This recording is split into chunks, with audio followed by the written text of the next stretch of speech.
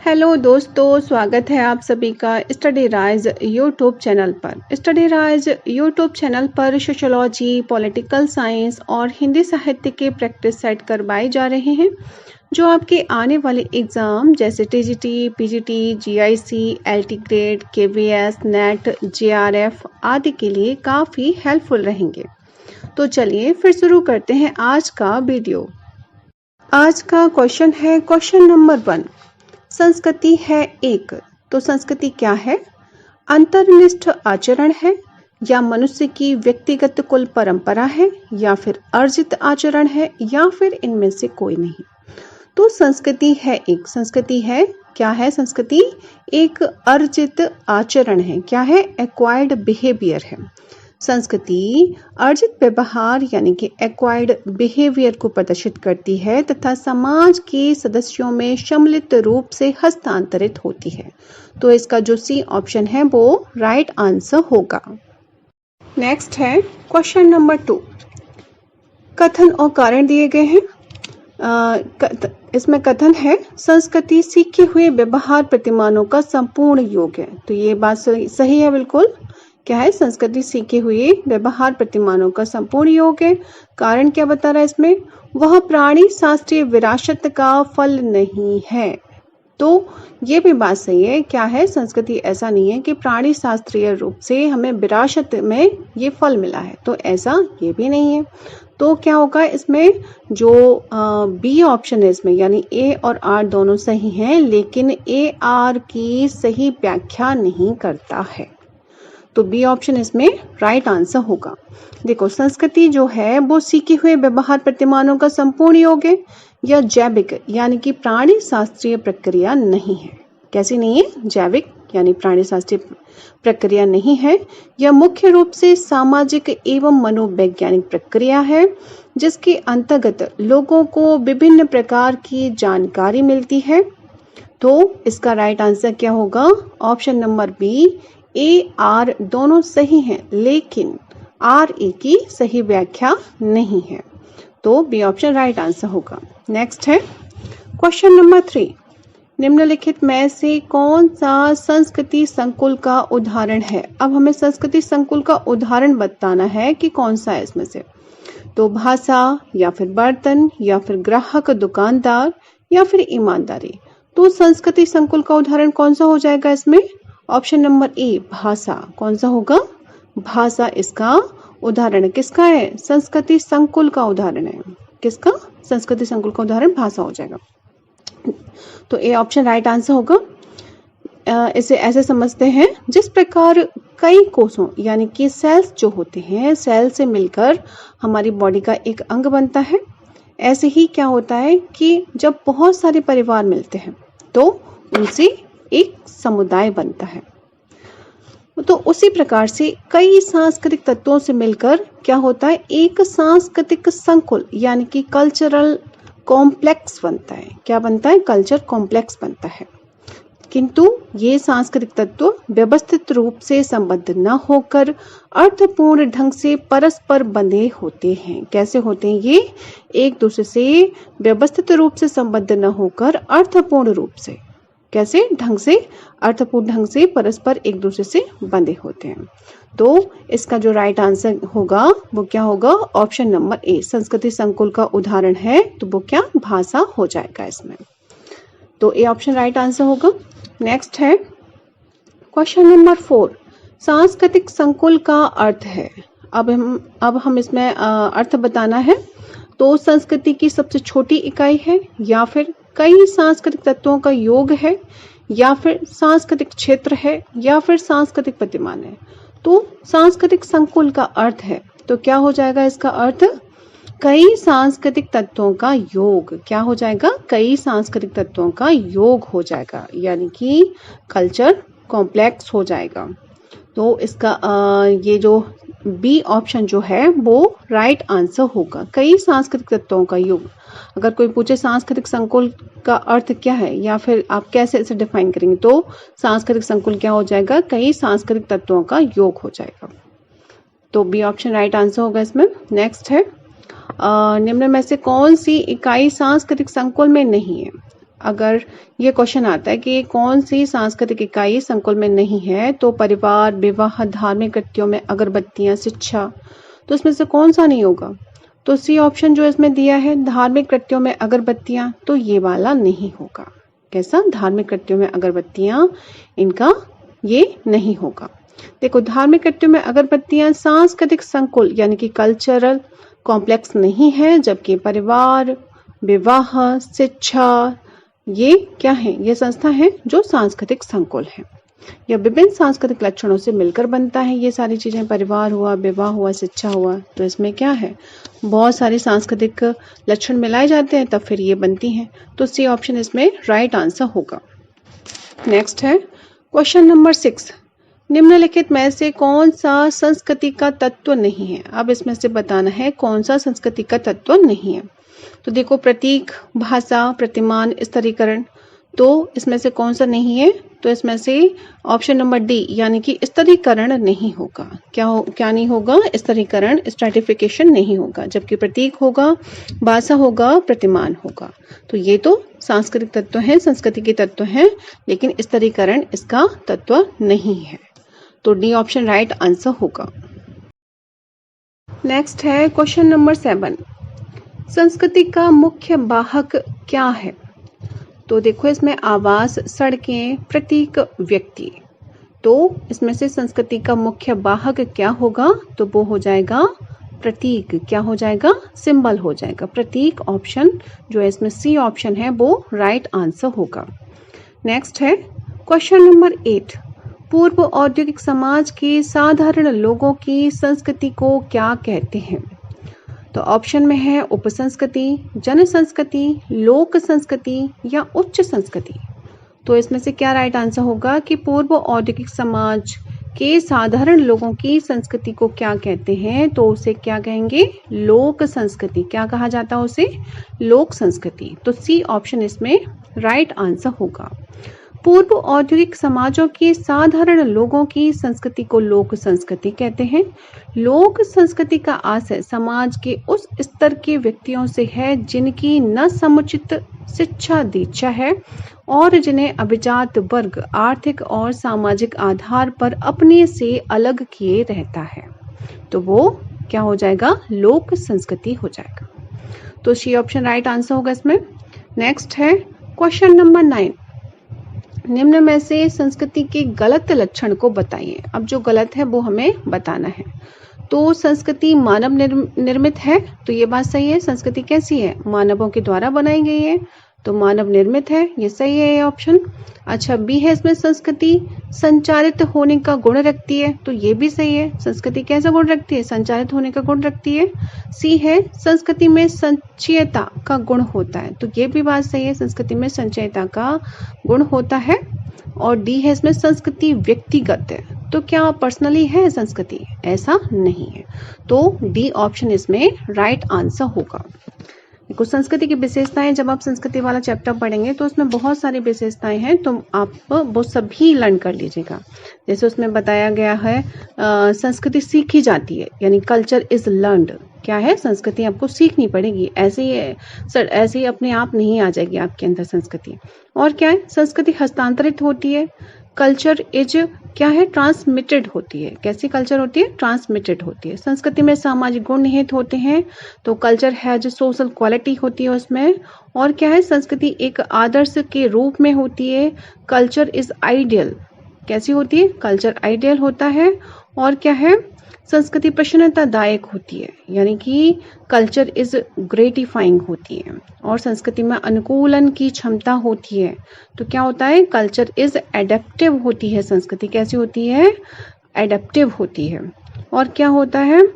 तो इस तरह से जब हम देखेंगे तो उसमें बहुत सारे लक्षण दिए होंगे, तो वो हमें वो सारे ही लर्न करना है। जैसे इसमें काफी सारे क्वेश्चन बन जाते हैं, तो इसलिए इसका जो ऑप्शन नंबर जो गलत बताना है, तो वो हमारा कौन सा राइट आंसर होगा? ऑप्शन नंबर डी, संस्कृति व्यक्तिगत है। तो यही इसमें ऑप्शन हमारा सही होगा, क्योंकि गलत ही बताना था इसमें से। तो डी ऑप्शन राइट आंसर होगा। नेक्स्ट है क्वेश्चन नंबर 10। निम्नलिखित में से कौन सी एक संस्कृति की विशेषता है? अब देखो इसमें भी संस्कृति की विशेषता पूछ ली। देखो कितना क्वेश्चन बन रहा है ना। संस्कृति दैवीय उपहार है। संस्कृति दैवीय उपहार है। अच्छा, बी है इसमें संस्कृति समाज के द्वारा निर्मित है। तो यही बात सही है। संस्कृति क्या है? समाज के द्वारा निर्मित है। और संस्कृति दैवीय उपहार है, क्या देवताओं ने संस्कृति को दिया है? तो ऐसा तो है नहीं है, तो ये ए भी गलत है। और संस्कृति आनुवंशिक विरासत है, तो ये भी गलत है, ऐसा नहीं होता है। और संस्कृति पर्यावरण का हेर फेर है, तो ये भी गलत है। तो इसमें से कौन सा सही है? ऑप्शन नंबर बी, संस्कृति समाज के द्वारा निर्मित होती है। तो बी ऑप्शन राइट आंसर होगा इसमें। नेक्स्ट है क्वेश्चन नंबर 11, इनमें से संस्कृति की एक विशेषता नहीं है। अब हमें इसमें जो नहीं है वो बताना है। देखो, संस्कृति हस्तांतरित नहीं होती है। बताओ, संस्कृति हस्तांतरित नहीं होती है क्या? तो यही हमारी क्या है? गलत है। क्या है? संस्कृति हस्तांतरित होती है ना। तो यही ए ऑप्शन हमारा राइट आंसर होगा। और देखो इसमें संस्कृति सीखी जाती है, ये बात सही है। संस्कृति सामाजिक होती है, तो ये भी बात सही है। संस्कृति अधिवैयक्तिक एवं अधिशाव्य भी होती है, तो ये भी सही है। डी ऑप्शन भी सही है। लेकिन जो नहीं है, नहीं क्योंकि हमें बताना है, तो ए ऑप्शन इसका राइट आंसर होगा। संस्कृति हस्तांतरित नहीं होती है। नेक्स्ट है क्वेश्चन नंबर 12, कौन कथन संस्कृति के गुण के लिए गलत है? अब फिर से हमें गलत पे बताना है। देखो, संस्कृति मानव निर्मित है, ये बात सही है। संस्कृति सीखी जाती है, ये भी बात सही है। अच्छा, प्रत्येक समाज की संस्कृति समान होती है, तो क्या ऐसा होता है कि प्रत्येक समाज की संस्कृति एक जैसी हो? तो ये वाला जो ऑप्शन है वो गलत है। तो सी ऑप्शन इसमें राइट आंसर होगा। और क्या है? संस्कृति में सामाजिक गुण निहित होते हैं, तो ये वाली बात भी सही है। अच्छा, नेक्स्ट है क्वेश्चन नंबर 13, जब दूसरी संस्कृति के प्रभाव से संपूर्ण जीवन पद्धति परिवर्तन की प्रक्रिया में हो, तब उसे कहते हैं। तो हम उसे क्या कहेंगे? प्रसार कहेंगे, या फिर पर संस्कृति ग्रहण कहेंगे, या फिर संस्कृति ग्रहण कहेंगे, या फिर प्रति पर संस्कृति ग्रहण कहेंगे।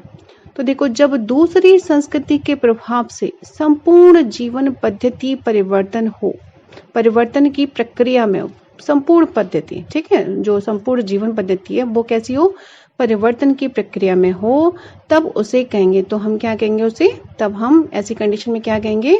पर संस्कृति ग्रहण। क्या कहेंगे? पर संस्कृति ग्रहण। यानी कि बी ऑप्शन जो है वो राइट आंसर होगा।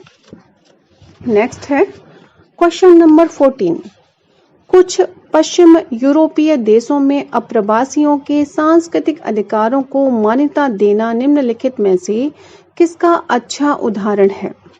तो ये किसका उदाहरण है? आत्मसातकरण का, या फिर पृथक्करण का, एकीकरण का, या पर संस्कृति ग्रहण का? तो क्या पूछा था इसमें? कुछ पश्चिम यूरोपीय देशों में अप्रवासियों के सांस्कृतिक अधिकारों को मान्यता देना। मान्यता देना, देखो कोई मतलब यूरोपीय देश है, वहां पे अप्रवासियों को कैसे सांस्कृतिक अधिकारों की मान्यता दे दी गई है। तो ये एक अच्छा उदाहरण किसका हो जाएगा? तो वो होगा आत्मसातकरण का, या फिर पृथक्करण का, एकीकरण का, या फिर पर संस्कृति ग्रहण का। तो ये जो उदाहरण है वो हो जाएगा आत्मसातकरण का। किसका हो जाएगा? आत्मसातकरण का। यानी ए ऑप्शन इसमें राइट आंसर होगा। नेक्स्ट है क्वेश्चन नंबर 15, अधोलिखित में से सही विकल्प चुनकर रिक्त स्थानों की पूर्ति कीजिए। अब इसमें से हमें चुनना है कौन सा सही होगा। पहले खाली जगह है, फिर उसके बाद एक प्रक्रिया है जिसमें व्यक्ति और समूह दूसरे व्यक्ति या समूहों की संस्कृति, अभिवृत्तियां, मूल्यों, सोचने और व्यवहार करने के ढंग को आत्मसात कर लेते हैं, जिसमें वे रहने लगते हैं। तो ऐसी व्यवस्था को क्या कहेंगे? एकीकरण कहेंगे, या सात्मीकरण कहेंगे, या व्यवस्थापन कहेंगे, या सहयोग होगा? क्या होगा इसमें से?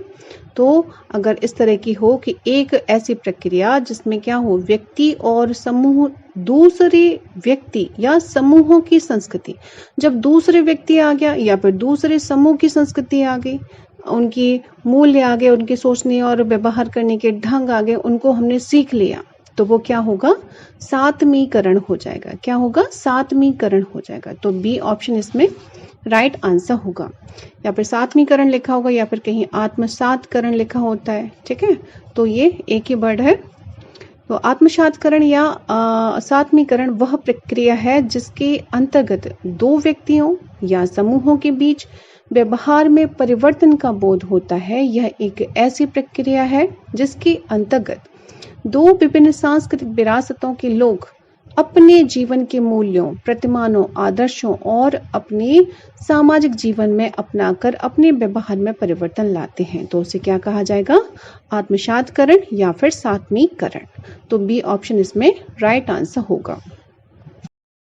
अब नेक्स्ट है क्वेश्चन नंबर 16। निम्नलिखित सामाजिक प्रक्रियाओं में से किसमें एक व्यक्ति या समूह अन्य की संस्कृति को पूर्णतया अंगीकृत कर लेता है? पूर्णतया अंगीकृत कर लेता है तो क्या कहा जाएगा उसको? समायोजन, सहयोग, सात्मीकरण या समाजीकरण। तो अभी बताया था क्या हो जाएगा? सात्मीकरण, यानी कि सी ऑप्शन जो है इसमें राइट आंसर होगा। नेक्स्ट है क्वेश्चन नंबर 17। सात्मीकरण का अर्थ है। अब हमें इसमें अर्थ बताना है।